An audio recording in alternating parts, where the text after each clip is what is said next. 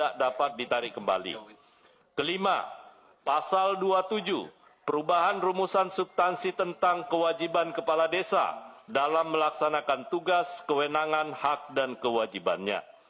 Pasal 33, menambah substansi syarat calon kepala desa, yakni tidak pernah sebagai kepala desa selama 2 kali masa jabatan.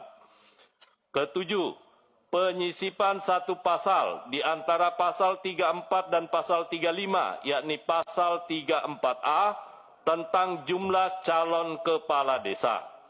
Kedelapan, perubahan pasal 39 terkait masa jabatan kepala desa menjadi 9 tahun, paling banyak 2 kali masa jabatan secara berturut-turut atau tidak secara berturut-turut.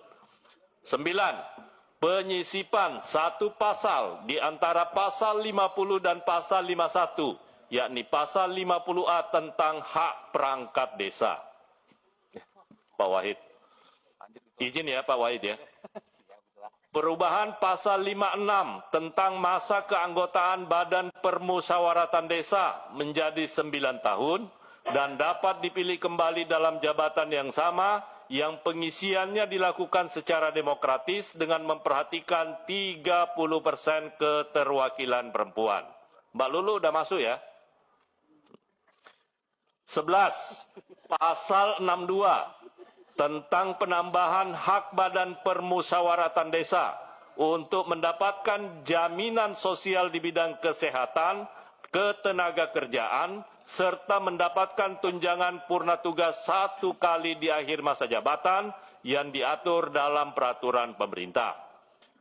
12. Pasal 72 tentang alokasi anggaran dana desa sebesar 20% dari dana transfer daerah.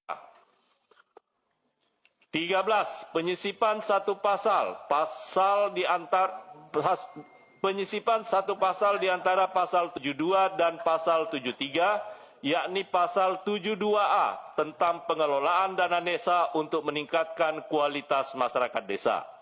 14. Pasal 74 tentang insentif yang diberikan kepada rukun tetangga ataupun rukun warga sesuai dengan kemampuan keuangan daerah. 15. Pasal 79 ayat 2 huruf A tentang rencana pembangunan jangka menengah desa untuk jangka waktu 9 tahun.